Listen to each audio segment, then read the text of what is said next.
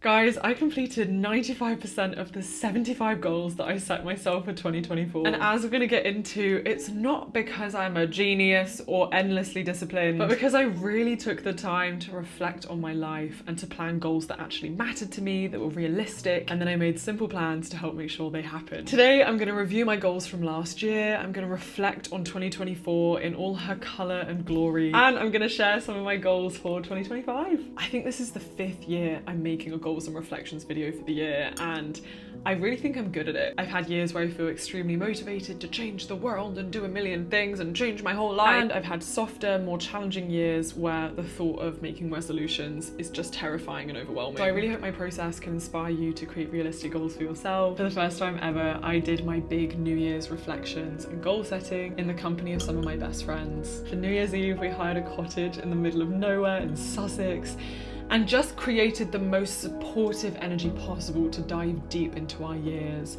with all the healing and growth and achievements and fears that we have coming into 2025. And I'm creating this video today with the love that these women have poured into me and that hopefully I can pour into you. And I hope you remember that though we can plan our desired big dreams and goals for the year, life often doesn't give us what we want.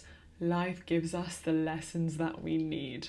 And sometimes the best lessons arrive unplanned. Okay, part 1 of my reflections. If you've been following me for the last few years, you would know that my trusty tool I use to reflect on the year and to plan my new year is something called Year Compass, which is a free booklet. You can get it online. I'll link it down below. You can print it, you can get the Notion template of it, and I just love it. It is the most comprehensive guide to reflecting on your year, with tasks like go through your camera roll and note down any events that seem significant from the year. What was the wisest decision I made this year? The biggest lesson I learned? The biggest risk I took? The biggest surprise of the year? And I'm going to share with you my final page. It asks you to put your past year into 3 words. As a word lover, it was too hard to be succinct with 3 words, so I have 3 concepts. First of the notable themes of 2024 for me was embracing my sexuality. It feels so liberating to even be able to say that in a video on the internet with such confidence. If you've been following me closely on the internet for a while, you might have noticed moments where I'll hint at it, I'll hint at my sexuality. Like I think in my 2021 reflections, I put a secret little note at the bottom of the screen where it was like secret wishes for the year or exploration for the year.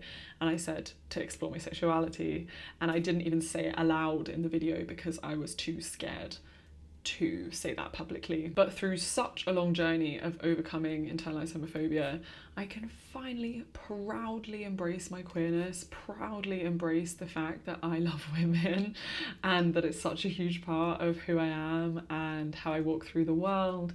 I love my queer friends and queer community. I love how it's redefined how I view love. In 2024, I made the hardest decision of my life and broke up with my boyfriend of nearly 4 years, who is just, he to this day is one of my favourite people in the world, and it was such a loving and healthy relationship, but I just had this gut feeling that it wasn't the best relationship for me, that there was something unexplored, and that with him I could live a good life, but I was denying the potential for an extraordinary life. And since that breakup, I have felt like the most liberated version of myself, exploring who I am authentically, how I love, who I want to love. I just feel great. I love who I am. I love how I show up in the world. And I wish that empowerment and confidence for every single one of you. Second major theme, sensitivity is divinity. And it's fascinating because at the start of the year, if you watched my video, I made a vision board, and that has been my lock screen for the entire year. And I felt drawn to that quote and put it in the center of my vision board without quite knowing what it meant, without quite knowing how that would show up in my year. But after going through the breakup, I have just undergone the biggest journey in terms of valuing my feelings and emotions, embracing a more spiritual side of myself, embracing a slower life, understanding how much value there is in non-doing. And I just feel like I know myself to indescribable new depths because I trusted my intuition and dived into the intangible sides of myself. Being sensitive, feeling the world deeply, allowing yourself to really feel your emotions is the key to so much growth in life. Any average mundane life can be transformed merely through choosing to feel. But the thing is, you must feel the full spectrum of emotions as they arrive. You cannot expect to suppress your anger, your sadness, your anguish, and expect to also feel your joy and your happiness to a deep depth. The more I've allowed myself to really feel the heavy feelings, the deeper that my joy and my positive feelings have also become. So please feel your feelings, I promise. There's so much value there. And thirdly, platonic love. I really, really, really love my friends. I feel so grateful to have the most supportive, beautiful community of friends, the majority of whom don't even live that close to me. I have a lot of long distance friends, and yet beyond context, beyond distance, I feel so connected to them. I feel wealthy, I feel rich because of their love. And let me tell you, you can grow just as much in your friendships as you can in a romantic relationship. You can learn all the lessons of leaning into difficult conversations, understanding who you are, being encouraged to grow and flourish. Like, platonic love is everything. I wish for you this year that you are able to find friends who match your depth. So much magic abounds. And if my past year was to be made into a book or movie, what title would I give it? Finally embracing who I am and reaping the rewards. God, I'm such a therapized version of Jade. Baby Jade would be proud. Baby Jade would be shocked by who I've become. Workaholic Baby Jade would be shocked at soft girl spiritual Jade, to be honest. But that is the beauty of life, is allowing yourself to change and grow and update your assumptions and beliefs about the world. Okay, let's review the Notion goals. Yay! Okay, if you watched this video last year, these were my goals and reflections for 2024. Hot girl adult shit. To be honest, yeah, I've done some real adulting stuff, as we'll get into. Sensitivity is divinity, yes. Spiritual introspective queen, yes. She now is proficient in tarot card readings, has done many workshops, and can tell you all about the things in your life that you need to heal. Service for the world, impact. I can't say I've revolutionized the education system. That part of my life has not occurred this year, but will occur in the coming years. As you know, I love to break up my goals into different areas of life. So we have learning, financial, fitness, health, and it just really helps me keep track of everything. I am so proud to say that I got a personal trainer this year. I joined small group PT classes in London when I moved to London, and now when I moved to Brighton because I got kicked out of my flat in London, I continued. I still go to a gym with a personal trainer and a small group of 4 to 5 people, and guys, I now know how to use the gym. I now know how to use weights. I feel comfortable in gym setting, and it's just transformed my exercise life. I cannot recommend enough spending even a few months with a personal trainer to gain confidence in the gym that will serve you for the entire rest of your life. I did do a full blood test and realised that I'm deficient in a few things and started taking more iron. I did do a full hormone test. I did join a casual running club in London and ran regularly once a week. And I did join an in-person yoga studio in London. I did explore Invisalign because my teeth have moved and are no longer straight, and I concluded that Invisalign is massively expensive. I went to the orthodontist to get a quote. Guys, it costs like 10k. I had no idea how expensive Invisalign is, so it's not for me personally, but I did explore it. And I did join 1 or 2 Vipassana sessions, but more than that, I joined something called Waking Up, which is community chapters of groups that meditate around the world in loads of different cities, that was inspired by Thich Nhat Hanh. He was a Buddhist monk and a peace activist and set up something called Plum Village in France, and it basically inspires people around the world to meditate, and I joined those meditation sessions in London and in Brighton.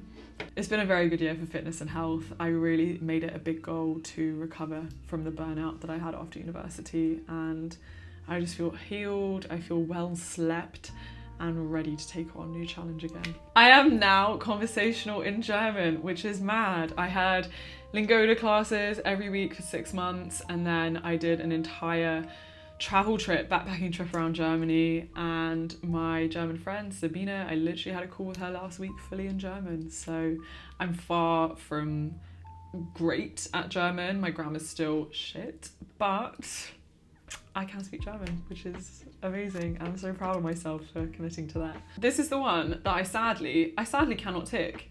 I have to cross it out. I did not achieve that. I had such a big LinkedIn phase at the start of the year, which I'm proud of myself for doing. Got new headshots taken, was on it regularly, posted regularly. And then after my breakup, I just gave up. I naturally find LinkedIn such a difficult place. I just find myself very comparative and I just don't like shouting about my achievements. Maybe I need to unlearn humility, who knows. But I did not outreach to that many people. I probably outreached to like 10, 15. I did have a lot of interesting calls this year, but 30, I did not do that. I have learned a lot about leadership, delegation. So for my podcast, I run a team of 6 people, which is crazy. So I have a wonderful creative assistant who helps me with like editing and thumbnails and just like back end stuff like posting, and I have a wonderful team helping edit the podcast and helping me film it and dress the set and stuff. So I've learned a lot about creating helpful workflows and managing a team and being a good manager and what that looks like. Learn about changing the UK education system from multiple different stakeholders. I would say I've done this. I went to London EdTech Week, I went to BET, which is like one of the biggest EdTech conferences, festivals in London.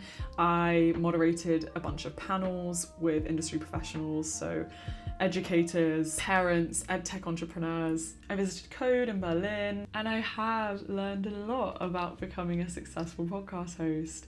It was one of my biggest goals for this year to create my podcast, Finding Your Casual Magic, and I didn't want to rush it. I didn't want to just put out podcasts for the sake of having a podcast. I really wanted it to come from the heart. And I've done so many courses on being a good interviewer, what that means. So I'm still learning, but definitely have done this. And made all the cover art, did all the photo shoots, created the branding. And I did complete 3 Skillshare courses, which really helped me brand the podcast. I honestly can't recommend Skillshare enough. If you've ever wanted to learn any kind of creative skill, Skillshare is the world's largest online learning community. You can take classes in everything from productivity to exploring your creative voice, how to use AI to level up your creative work. This video is very kindly sponsored by Skillshare, and you guys can have the opportunity to try it completely for free. One of my classes that I've got my eye on for this year is by Aaron Draplin, and it's called Logo Design with Draplin, Secrets of Shape, Type and Colour. Because as you're going to see, one of my biggest goals for this year is to create more casual magic community and meetups, and I'd love to design a meaningful logo inspired by the like sparkle emoji and just like build out the branding of casual magic even more. So there's just so many useful classes. I've done everything from their creative writing classes to even creating a class on there about how to study if you're interested in that. And the class is so practical. They have such a learn by doing approach. So you also create a project for every class, which I love. And the first 500 people to click the link in my description can get a whole month of Skillshare fully for free, so you can try out unlimited classes, whatever you want to learn this year. And I think it's just the perfect time of year to set goals and then actually go and learn. Even just scrolling through Skillshare always inspires me, but only the first 500 people get it, so go, go, go. Okay, I did not do a yoga teacher training, but I would still love to do it at some point. Maybe next year, I don't know. I don't feel in a rush. I did keep reading regularly, and I've actually just filmed a whole video about some of my favourite non-fiction books, so got some recs for you. Okay, depressing adulting shit. I did write my will. Did you know that as a young person, I mean, most people, young people don't think about their own death, but if you just die and you don't have a will, then the state can like claim your assets. Sometimes your family and loved ones literally have to fight for claim to the money that you've made. So as a young working professional, it makes so much sense to make your loved ones' lives easier if you did somehow happen to pass by specifying where you want your money to go. Boring but essential. I did not open a higher yield savings account, but I did get an ISA. I did not get a second credit card. I should do that. I did set up a more cost-effective payroll. I did do ISA. I did look into buying a house. I even reached out to like some financial advisors. I did review my charitable donations. I did angel invest in a meaningful company, which was very cool. Not a large ticket, but still. We love being an investor. I did become a startup advisor. So I don't know if you know, my brother has a toothpick company, a flavoured toothpick company, which sounds very random, but he's doing so well. In less than a year, he's got like 600,000 followers on TikTok, and he's collaborated with like KSI, heavyweight champion Tom Aspinall, and he has many incredible people in the pipeline. So it's been really fun advising him in founding that. And I switched all my non-ESG investments to ESG because You've got to do good things for the world, and I don't want to be investing in weaponry and oil. I did start my podcast. You guys can go listen to it here at Find Your Casual Magic. I did interview a Pinch Me guest. I interviewed Sahil Bloom, and I've admired him for years, so that was very cool. Again, nope. Oh no, I did not do meetups. This is my year of meetups. Create more sense of community. Nope. Again, this is my year of community. Again, no. But I did moderate a panel, a big edtech panel, and I was paid for public speaking, which was very cool. I did not serve on Vipassana. I was booked in to do it, but then I couldn't make the full 10 days. I did volunteer in London. I volunteered at a community garden, and I volunteered in a primary school for 6 months. I did mentor 2 students. I did pay for my parents' therapy. I did run a fundraiser for Palestine, and I did not partner with 80,000 hours or reach out to Rook and Brighton. I did not produce a video at least every week, but I still had a great time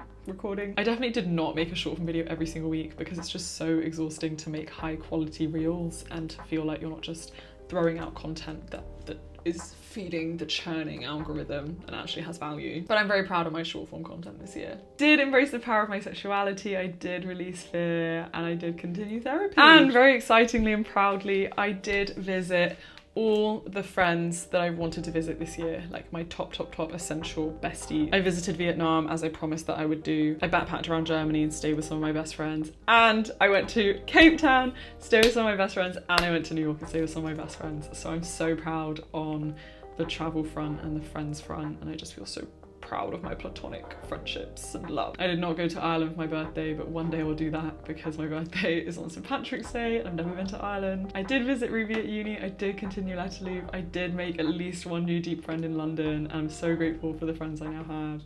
I did invest in the Minerva class below me, and I did host a big... We did not go on a family holiday, but I did spend more time with family than I have done in years. I did not go on a big hiking trip, but I did get mum and dad into therapy, and that was my 2024. Honestly, I am extremely proud of myself, and I think this is such a testament to my goals being things I actually really wanted to do. So many unexpected things happened last year, like the breakup, you know, moving to Brighton, things I could not have predicted, and yet the majority of the things that I wanted to do this year did get done. So as you're planning 2025, I really invite you to take your time. Like, don't really consider what matters to you. Consider how good you are at keeping your goals. If you normally struggle with resolutions, don't set too many. Be essentialist. Help gain self-trust through teaching yourself that you can complete the goals that you set out for yourself, make them easier. And as quite a visual person, I would really recommend making a vision board that you can put up physically in your space or that you can have as a lock screen. So that was my 2024. Guys, thank you so much for being with me this year, especially as I've been more sporadic online. It was such a tough but necessary and healing year, and I feel in such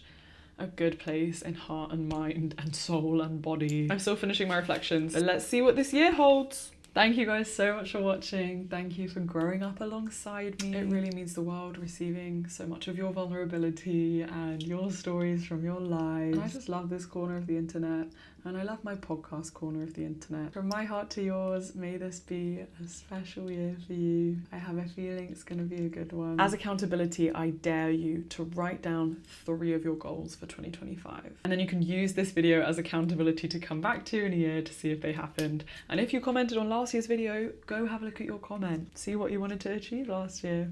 I love you guys. Bye.